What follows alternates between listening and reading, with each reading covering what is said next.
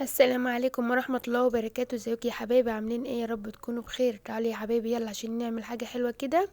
هنعمل النهاردة القطايف. انا معايا كده 4 كوبايات دقيق، وكمان جبت معلقة خميرة ومعلقة نشا ونص بودر ومعلقة سكر ونطرة ملح ومعلقة لبن بودر يا حبايبي، بودرة. وبعدين انا هحط على ال4 كوبايات دول 4 كوبايات مية. انا حطيت كده 2 وهحط التالتة وهقلبهم كده شوية. انا هسيب الرابعة لبعد شوية، بس اما اقلب بالاول الدقيق كده علشان هشوف ان هي هتاخد الرابعة معايا ولا ايه، هتاخد اقل من الرابعة يعني وكده. انا دلوقتي بقلبها كده كويس، قلبها علشان الدقيق، قلبه بسرعة عشان الدقيق ما يتكتلش منك ويعمل كلاكيع. تمام كده. دوري كده من هنا ومن هنا. انا كده انا هحتاج الرابعة دلوقتي، هحطها علشان العجينة معايا جبس. انا هحطها بقى عشان العجينة تبقى معايا طرية ولينة كده. والدقيق اللي في الجناب في قلب الطبق ده انا هعمله، بس انا بدور كده الاول بالراحة علشان ما يتنطورش اي حاجة مني وكده. انا هعمل دلوقتي بسرعة. انتي لو عندك خلاط، اعمليها دوبها الاول كده، وبعدين فضها في الخلاط وفرمها كويس في قلب الخلاط، او بالمضرب او بايدك أو باي حاجه متاحه عندك اعمليها. انا دلوقتي انا بعمل بالمضرب. المضرب ما شاء الله عملها معايا حلو قوي. تمام كده. انا بعمل سراع يا حبايبي علشان لو فيها اي حاجه متكتله من تحت. انا هبص عليها كده دلوقتي كده ما شاء الله، شوفوا مش فيها اي كتل ولا اي حاجه. تمام كده. شوفوا ما شاء الله كده كلها زي بعضيها. والقوام بتاعها كده انا عاوزه القوام ده كده جميل ما شاء الله. انا هعملها كده كمان دقيقة كده وايه، وهاخدها وهجيب كده كيس من بتاع اللبن، هفتحه واحطه عليها، وهجيب بقى فوطة واحطها عليها واسيبها بقى اما تخمر نص ساعة كده عما تتضاعف معانا. هحطها كده في جنب. تمام كده. انا هجيب بقى ايه الفوط بتاعتي، ان احط فوطة كده، واحط الفوطة التانية عكس يعني علشان ايه تدفى معايا العجينة. انت اي حاجة لو عندك استرتش حط. انا مش عندي متوافر، جبت كيس لبن وحطيته، حطيت عليه كده ايه الفوطة بتاعتنا وسبتهم عشان ايه يخمروا. تعالوا بقى نعمل الحشوة بتاعتنا. انا معايا زبيب ومعايا جوز الهند ومعايا فول سوداني، انا طحناه في قلب الكبة مخليه ناعم كده عشان الحشوة بتاعتنا تبقى ايه تبقى حلوة يا حبايبي.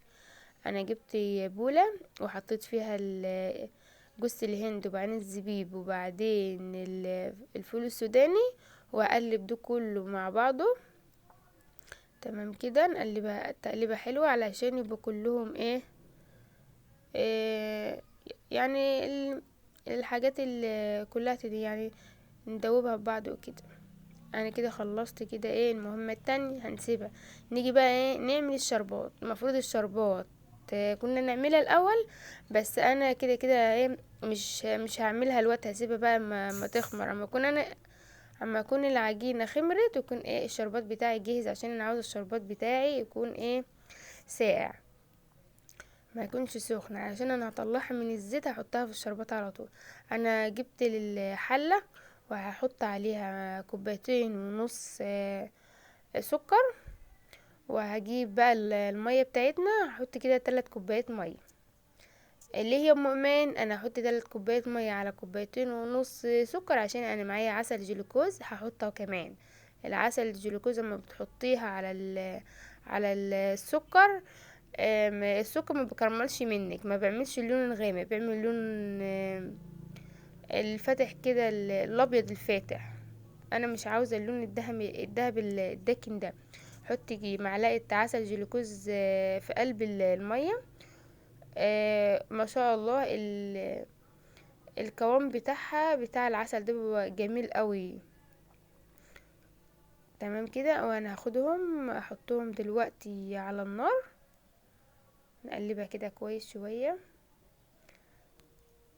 حبايب ام ايمان اللي مشتركش في قناتي ممكن يشترك ويفعل الجرس عشان يوصلكوا كل جديد فضلا ليس امرا.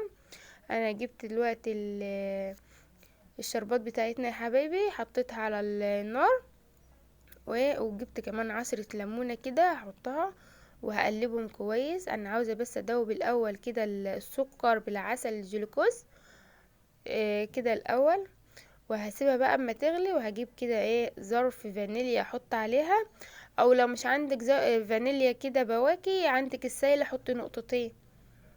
بس اهم حاجة اما تغلي، علشان لو حطيتيها قبل ما تغلي ممكن الريحة من الغليان كده، ممكن الريحة بتاعت الفانيليا تطير. تمام كده. انا البذر اللي وقع من الليمون انا هشتله كمان مش هسيبه. هي كمان غلت معايا حبايب، وحطيت الظرف الفانيليا. تمام كده. هنسيبها بقى عما تعمل براحتها، ونروح نشوف العجينة بتاعتنا كده بتاعت القطايف. بص، هي خمرت دلوقتي بالمضرب، واعملي بسرعة كده علشان نضيع الفقاقيع اللي فيها. هي كده تمام. انا بقى هجيب معايا طاسة واحطها بقى على نار هادية تسخن، واحط بقى شوف الحجم اللي انت عاوزاه بتاع القطايف. انا عاوزة الحجم ده، وكمان هعمل حجم صغير. شوف اللي انت عاوزاه اعمليه متاح ليكي، بس هي ما تكون صغيرة ما شاء الله بتبقى خفيفة وحلوة ولذيذة كده. شوفوا النجاح القطايف بتاعتي، بدل عملت فقاقيع كده من النص، يبقى هي واخده خميرتها وواخده المكونات بتاعتها كده كويس ما شاء الله. شفتوا يا حبايبي؟ هي وانت بتطلعيها بتحسي ان هي ناشفه، بس ما بتحطيها. انا جبت صينيه وحطيت كده عليها فطين، وحطيت عليها ما بتسيبها ونسيبها وتبرد ما شاء الله بتبقى جميله، بتبقى طريه قوي.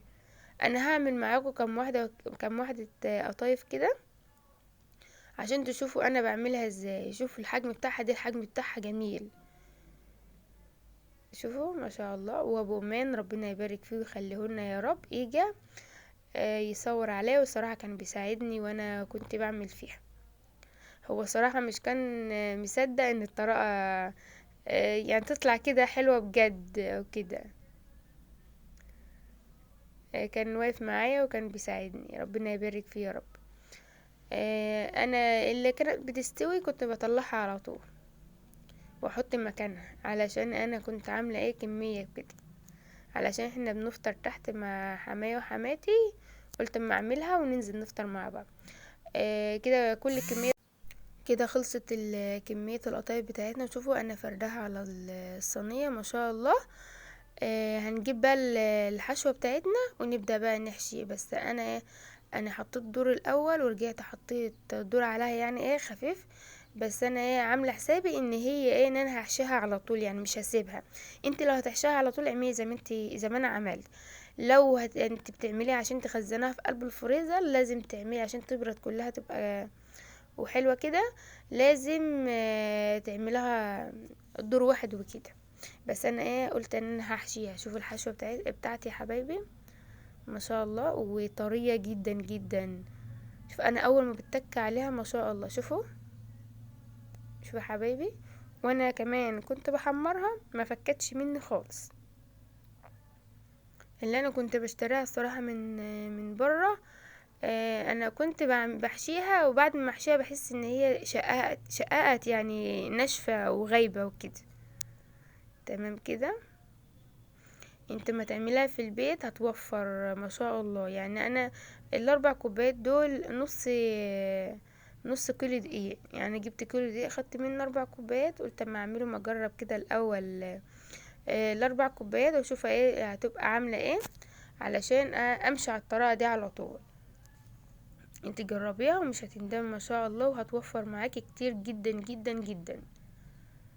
شوفوا يا حبايبي. شوفوا انا بضغط عليها كده من الجناب، وبقفلها كويس عشان لما اجي احطها في الزيت ما تفكش معايا.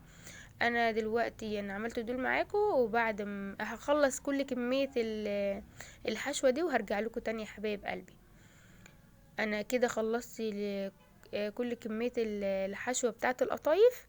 هناخدهم بقى ونروح عشان نقليهم بقى في الزيت. انا حاطه كده طاسة زيت حلوة معتبرة كده. علشان القطايف عاوزة زيت كتير عشان تتحمر من هنا ومن هنا، وتشيلها بسرعة عشان ما تنشفش منك. انت لو حابة عاوزاها تكون مقرمشة هدي عليها النار، بس انا معلية عند النار هنا عشان احنا عاوزينها هي تبقى طرية. براحتك. انا اول دور عملته طلع فاتح معايا، يعني قلت ايه هو درجة اللون كده انا عاوزاها كده، بس لما حطيتها في العسل ورحت حطيتها كده في المصفى. انا جبت حلة حطيت عليها مصفى عشان اما اعمل العسل بتاعي على القطايف. القطايف تصفي بقى العسل الزيادة وكده. اما حطيتها في العسل حسيت ان هي لونها فتح شوية وكده، قلت لا انا هغمق بقى الباقي وكده. انا بعملها على طول، بس انا قلت اما احب ان انا ايه اعمل افتحها شويه، بس حبيت يعني ان انا ايه اغمقها شويه عن الدور الاولاني ان انا كنت عاملاه. شوفوا انا عملت كده، وابو ايمان ربنا يبارك لي فيه يا رب ويخليهولنا. كان معايا وانا بعمل في القطايف. كنت انا بحط القطايف في العسل، وهو كان بيجيب لي المصفى احط فيها القطايف وكده. ما سابنيش الصراحه وانا كنت بعملها. تمام كده. هي طلع ما شاء الله طرية جدا جدا جدا كده.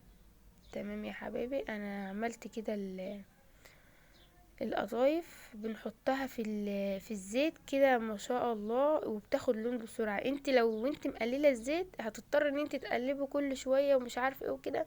لا انت كتري الزيت وخليها تاخد كلها لون مع بعض. انا خلصت كده كل كميه يا حبايبي، دي اللي في الحله، وانا خدت كام واحده كده حطيتها في طبق ورشيت عليها شويه مكسرات كده، جوز الهند على زبيب.